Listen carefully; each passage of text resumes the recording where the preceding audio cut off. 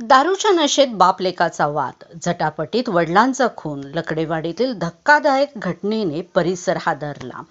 अवैध दारू विक्रीवर ग्रामस्थांचा संताप. सांगली जिल्ह्यातील जत तालुक्यातील लकडेवाडी येथे गुरुवारी रात्री घडलेल्या एका धक्कादायक घटनेने दारूच्या नशेत झालेल्या बाप लेकाच्या वादाचे रूपांतर थेट खुनामध्ये झाले. या घटनेमुळे संपूर्ण परिसरामध्ये एकच खळबळ उडाली असून गावात भीती व संतापाचे वातावरण निर्माण झालेले आहे. याबाबत मिळालेली माहिती अशी की मयत खंडू श्रीमंत भिसे वय वर्ष 46, व्यवसाय शेती, हे आपला मुलगा सोन्या उर्फ पृथ्वीराज खंडू भिसे वय वर्ष 22 यांच्यासोबत घरी राहत होते.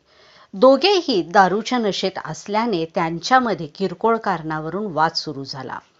हा वाद पुढे भांडणामध्ये परिवर्तित झाला. झटापटी दरम्यान मुलाने वडिलांच्यावर हल्ला केल्याने खंडू भिसे गंभीर जखमी झाले आणि उपचारापूर्वीच त्यांचा मृत्यू झाला. या घटनेनंतर लकडेवाडी परिसरामध्ये संतापाचे वातावरण निर्माण झालेले आहे. ग्रामस्थांच्या म्हणण्यानुसार गावात अनेक वर्षापासून अवैध दारू विक्री सुरू असून त्यामुळे अनेकांचे कुटुंब उद्ध्वस्त झालेले आहेत. दारूच्या व्यसनामुळे गावातील अनेक तरुणांचे आयुष्य अंधारात गेलेले असल्याची भावना यावेळी नागरिकांनी व्यक्त केली. विशेष म्हणजे लकडेवाडीतील महिला सामाजिक कार्यकर्त्यांनी गावात अवैध दारू विक्री बंद करण्यासाठी उमदी पोलीस ठाण्यात अनेक वेळा तक्रारी आणि निवेदन दिलेले होते. मात्र अद्याप संबंधित धंदे सुरूच असल्याचा आरोप ग्रामस्थांच्याकडून करण्यात येत आहे. या घटनेमुळे लकडेवाडी गावात भीती, संताप आणि दुःखाचे वातावरण निर्माण झालेले असून अवैध दारू विक्री तत्काळ बंद करण्याची मागणी सध्या जोर धरू लागलेली आहे.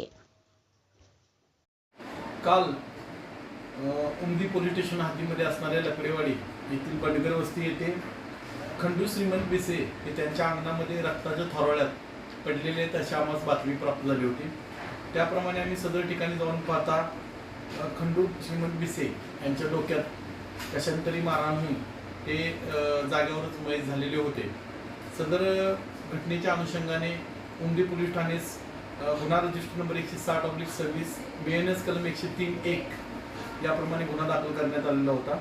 सदर गुन्ह्याच्या तपासामध्ये यातील मयत खंडू भिसे यांचा मुलगा पृथ्वीराज भिसे यांनीच त्याचा डोक्यात दगड मारून तो पीत असलेल्या दारूच्या तसेच इतर गोष्टींना कंटाळून डोक्यात दगड मारून त्याचा खून केला असे निष्पन्न झाले होते.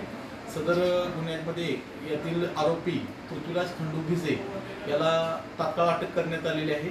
सदर घटनास्थळी माननीय वरिष्ठांनी भेट दिलेली आहे आणि सदर खुनाच्या गुन्ह्याचा तपास आम्ही स्वतः करीत आहोत.